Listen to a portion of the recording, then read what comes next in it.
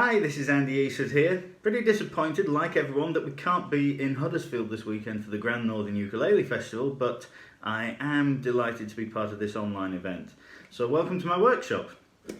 When I do workshops at uke festivals, I sometimes have a question and answer session, and one thing that comes up is people say, how can I start to make my left hand chords more interesting? Another question that comes up is how can I start to play melody on the uke instead of just chords? So what I'm going to do here is give you some tips that answer both of those questions. When you want to play melody on the ukulele, one of the big issues is becoming familiar with different chord inversions. In other words, getting a different note at the top of the chord so that we can bring out the tune. Of course, the ear latches onto the highest pitch in a chord, so if you can get the melody note at the top and the harmony underneath, that's a great way to bring the tune out.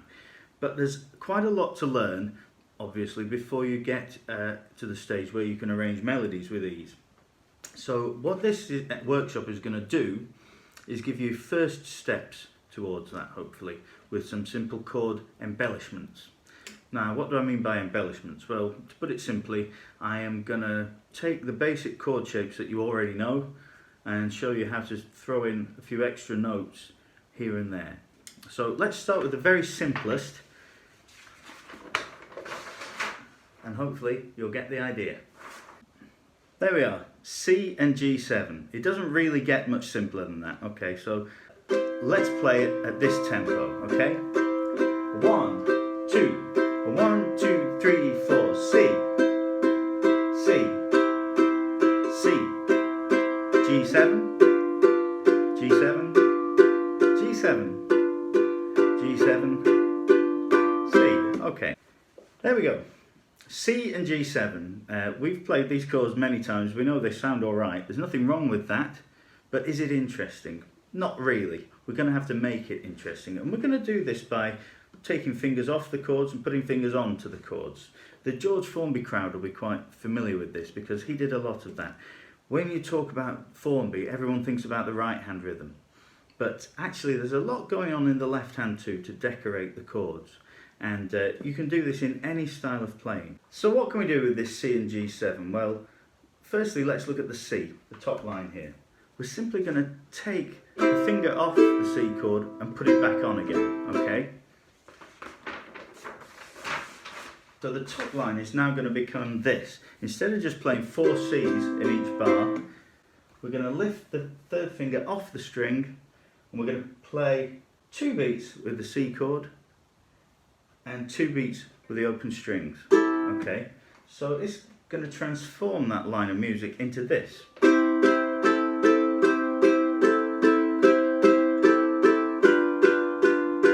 Immediately it sounds more interesting.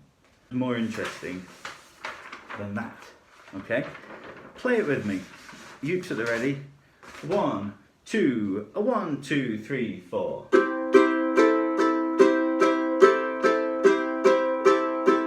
And again.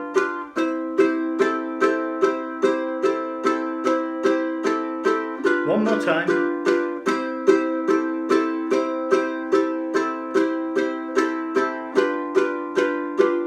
Okay, let's just look at the technicalities before we go on. What's happening here basically is that we are alternating between C and C6. Your C chord here has 4 notes in it: C, E, G, and the top C. So the 2 C's in the chord, an octave apart. When you take that finger off, you have the open strings C, E, G, and A. So that's a C6 chord, and that 6th note A fits in very nicely. Anywhere you see C on the sheet music for a song or a chord sheet, you're going to find that that C6 chord fits pretty well. Okay, so throw it in here and there and you're not going to do any harm. Okay, what about the next line? G7 to C. What can we do with this G7? Well, what we're going to do this time is put a finger onto the chord. We've got the normal G7 and we're going to add the little finger on the 5th fret of the A string like this.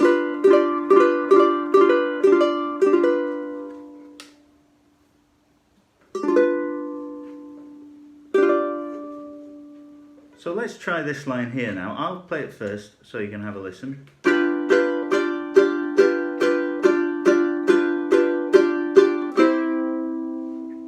Now, as well as making it sound more interesting, this is great exercise for that little finger. A lot of people find that the fourth finger is harder to control than the others because it generally tends to do less in life. So this is a good way to strengthen it and get it moving independently. So we're just going to add it on to the normal G7 chord at that 5th fret on the A string. I'll let you hear that again.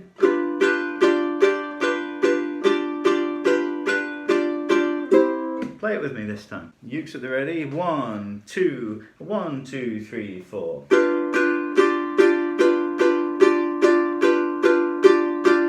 And again.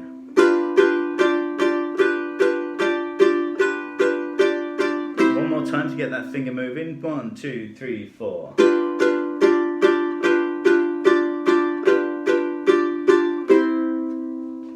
Now you may be wondering at this point, what about that 3rd finger on the G7 chord?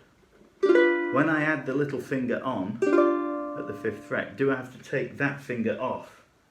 No, absolutely not. You leave it where it is, okay? Don't move it. That's why I've left it on the chord diagram actually, because it stays where it is, ready and waiting for the next chord, okay? Remember, when you put that finger down on the 5th fret, that's the point where you're stopping the string. The expression stopping the string simply means stopping it from vibrating beyond that point. So when you put that little finger on the 5th fret, the string is vibrating when you strum it. It's vibrating between the bridge and the 5th fret. That little finger on the 5th fret is defining the note. Okay, so anything that happens up here makes no difference. That's not affecting the note we're here. It sounds obvious to the seasoned players, but sometimes beginners do ask about this, and rightly so. So let's play this line again just a few times to get the feel of it. Fingers ready on the G7. 1, 2, 1, 2, 3, 4.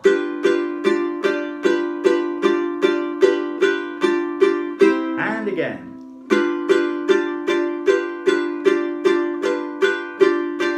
One more time.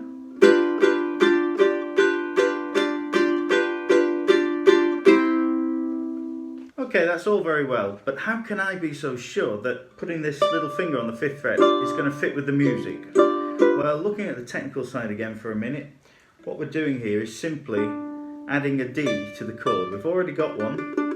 The G7 chord goes G, D, F, B, like that. So there, we've already got a D. Second finger on the C string is D. And putting the little finger on the 5th fret of the A string is adding a D an octave higher. So we've already got D in the chord. That's how we know it's absolutely going to fit every time without fail, without clashing with anything. So with two very simple embellishments there, we've gone from this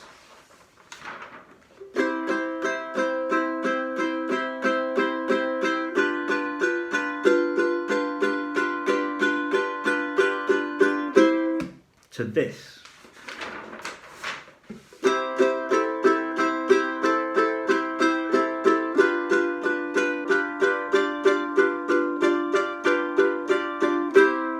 What a difference it makes. Just play the whole thing with me and then we'll move on.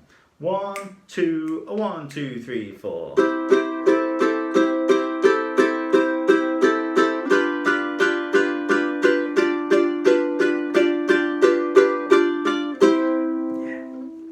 Okay, now let's do the same thing but in a different key. We've just used C and G7. Well, now let's use G and D7. Here's the basic chord progression. Play it with me. 1, 2, 1, 2, 3, 4. G, G, G, D7, D7, D7, D7, G.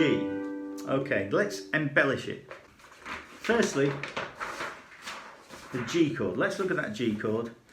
The notes are G, D, G again, and B. So you've got two Gs, exactly the same in this one. By lifting that third finger off, we reveal the open E string, E being the sixth of the chord. So there we have the G6, G, D, E, B, okay? So the first line is going to go.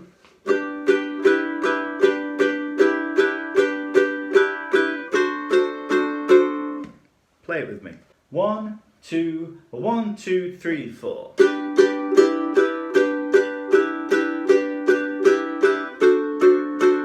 And again, 1, 2, 1, 2, 3, 4.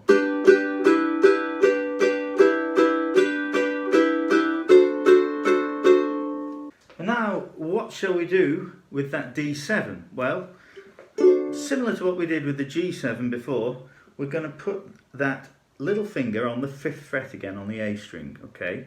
The normal D7 chord goes D, F sharp, A, C. And by simply popping that little finger on the top D, we double the D an octave higher. So as the chord already has a D in it, we know this is going to fit fine with the harmony. Now this is not to say that you should just go around substituting straightforward major chords for 7th chords all the time. We know that the chord needs to function as a 7th because the music says so, alright? Assuming this was a real piece of music, not just a made up example. If we see D7, it's got to be D7. But what we're going to do here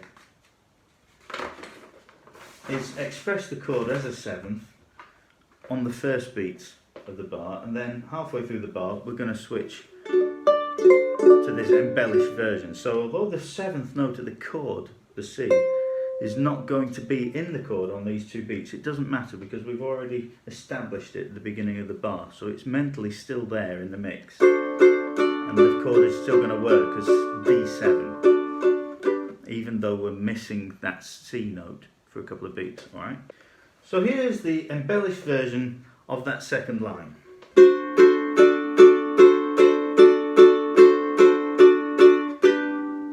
Let's play it together. 1, 2, 1, 2, 3, 4.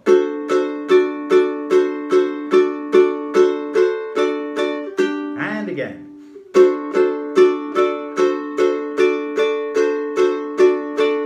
Once more.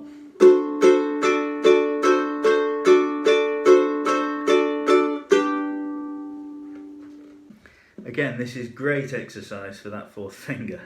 Now let's look a little more closely at what we've just done and see if we can take this principle further.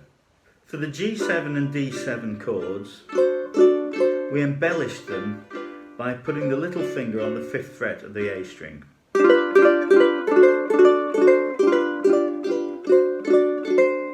And I told you that that would work because we already had a D in the chord down here, 2nd fret on the C string. And that by adding the 5th fret on the 1st string, we're simply doubling that D an octave higher. So it follows that any chord with a D down here, 2nd fret on the C string, can be embellished by stopping the 1st string, the A string, at the 5th fret. So let's just think of some chords that have this note in them. Well, you don't have to. I've already done it. D minor. G. I know we've already done an embellishment on G by turning it into G6, but this is another one you can do, okay? G minor. B flat.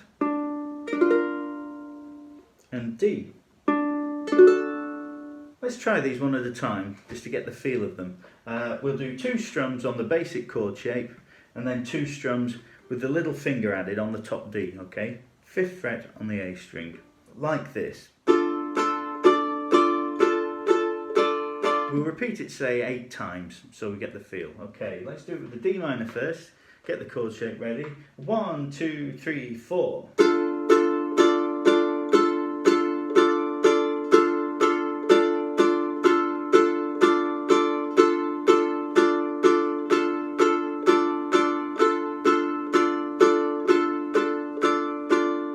Okay, now let's try it with the G. Get the chord shape ready, and here we go.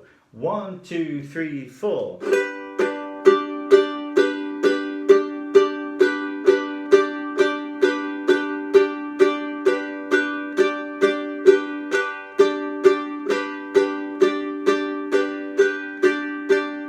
Now the G minor. Get the chord ready. 1, 2, 3, 4.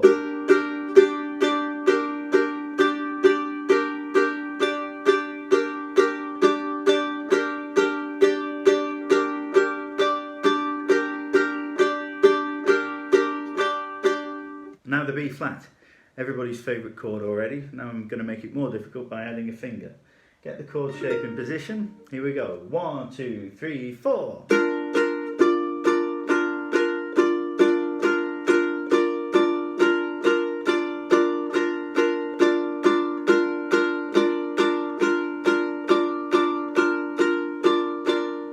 And lastly the D. Let's use the first finger for this one because it gives us a bit more room for the hand shape to get that little finger on. If we were going to a different chord afterwards, we might prefer to use the second finger for that D, but in this instance definitely use the first.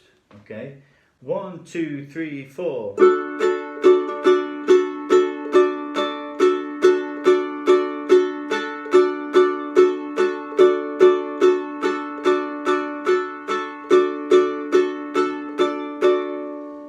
Is that little fourth finger beginning to ache yet? It may well be if you're not used to using it very much, so try to take it easy, don't overdo it. I don't want to hurt anybody. This is the point where all the people who purchased a concert-sized uke, thinking it would be nice to have a bit more space between the frets, suddenly wish they'd bought a soprano instead. Because the minute you start to do anything fancy, you realise how much easier it is when the notes are a bit closer together. That's called the light bulb moment. Ding! An epiphany. But I'm doing this on a concert uke just to prove you can do it. Now let's see if we can take this principle a bit further. We've established that any chord with a D on the second fret of the C string can be embellished by playing the top D on the 5th fret of the A string. Okay, so it follows that any chord with the 1st fret on the C string, playing that C sharp, can be embellished by putting a little finger on the 4th fret of the A string. We're doing exactly the same thing but a semitone lower. So let's see if we can think of a chord with that note in it. Well, the obvious one, of course, is A7. There's the usual chord, G, C sharp, E, A. And we're going to play a top C sharp with the little finger up there. Let's give it a try, as we did with the others. 1, 2, 3, 4. That's a relatively easy one, because we're only using 2 fingers. What other chords could we do the same thing with? You don't have to think of them, because I've already done it. A has that note. D flat 7. B flat minor, B flat minor 7, all those chords, B flat minor 6, C sharp diminished. Hopefully you're getting the idea, looking at this, that this principle of doubling the note you're playing on the C string an octave higher on the A string can be used all over the place. Let's look at some chords that use the open C string. Well, F can be embellished by adding the top C here. C7 can be embellished by adding the top C here. Let's try it.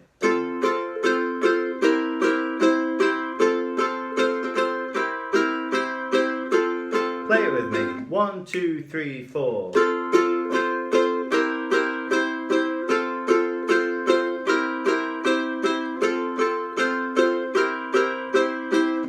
Pretty straightforward, but it sounds so much more interesting than just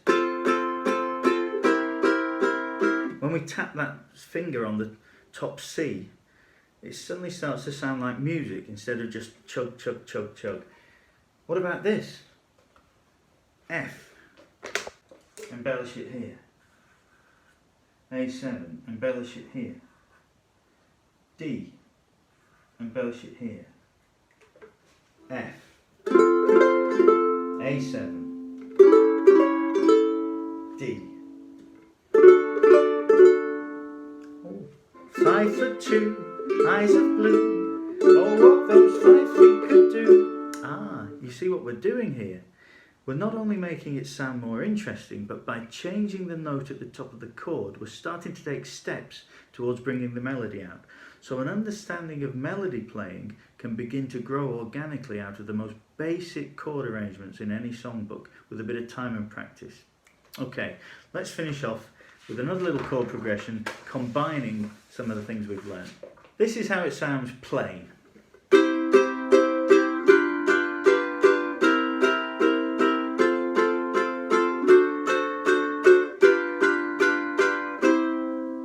Now let's add some embellishments. Earlier on we did 2 strums on the basic chord shape followed by 2 with the embellishment. Now this time we'll do something a little different. We'll do 2 strums on the basic chord shape, and for the 3rd beat we'll use the embellishment, then the 4th beat we'll go back to the basic. Okay, so if you remember with that C chord, we decorated that just by switching to C6. Okay, we just took the finger off. We'll do the same thing, but it'll just be on the 3rd beat. So this bar is now going to go. The G7 is going to have the top D added on the 5th fret, if you remember. So that's going to go like that. Just add it on the 3rd beat. 1, 2, 3, 4. The other 3 beats will just be the basic shape. The C7, as we were doing a minute ago, we're just going to embellish that by tapping the top C on the 3rd fret of the A string, so it's going to go like that. Same thing with the F, just tap that top C, okay? The next 2 chords, D7 and G7, we're going to tap the 5th fret.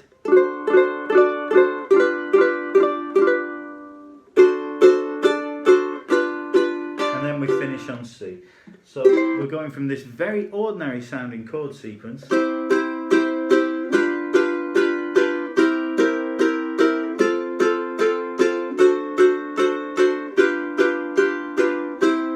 something that sounds a little bit more like music.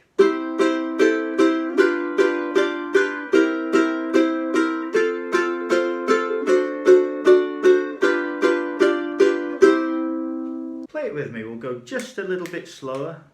1, 2, 1, 2, 3, 4.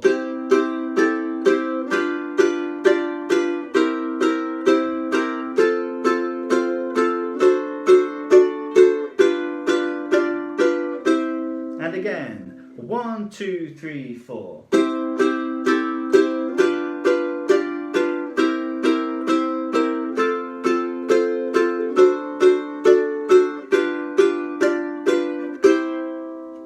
So, what do I want you to take away from this lesson? Well, experiment. Just try these out, okay? Add these little embellishments to your playing. You know they fit. I've explained to you why they fit. So have the confidence to throw them in. And hopefully you'll see your playing come to life. Enjoy it, have fun, and I hope to see you again soon.